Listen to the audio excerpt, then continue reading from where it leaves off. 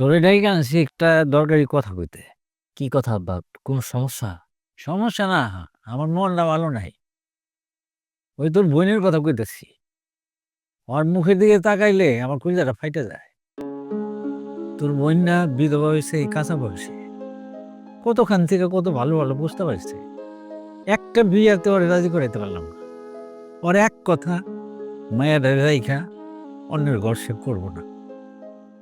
আমার চিন্তা হইলো কি বাজান, আমাকে বয়স হয়েছে, আমরা আজকে আছি কালকে নাই।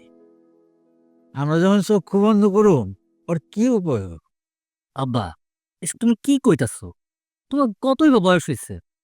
আর আপার ভবিষ্যৎ নিয়ে যেহেতু তোমাকে এতই চিন্তা, আমি কই কি, এই বাড়ি বিটাটা রাইখা তোমার জায়গা সম্পত্তি অল্প স্বল্প যা আছে সব আপার নামে লেখা দাও। তাইলে অন্তত পক্ষে আপার ভবিষ্যৎ নিয়ে তোমার আর কোনো চিন্তা থাকবো না। আর আমি তো একটা সরকারি চাকরি করি।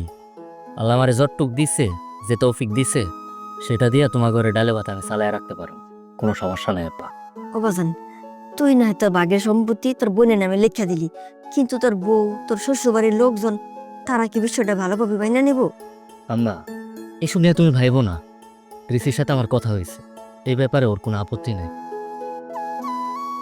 আর শ্বশুরবাড়ির লোকজনের কথা কইতেছো, শ্বশুরবাড়ির লোকজনকে আমার খাওয়ায় নাকি পড়ায়, আমি তাকে কথা ভাবু। আব্বা, আমার কোনো আপত্তি নাই।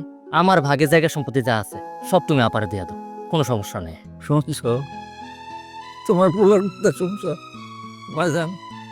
তোর কথায় না আমি খুব খুশি হয়েছি। আমার পড়ান না বইরে গেছে।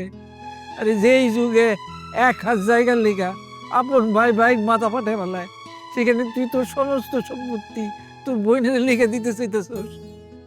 আমি তোদের লিখে দোয়া করি বাজান, আল্লাহ তোরে বড় করো, অনেক বড় হবি তুই। হ্যাঁ, তোমরা খালি আমার লেগে দোয়া করো, আমার আর কিচ্ছু লাগবে না।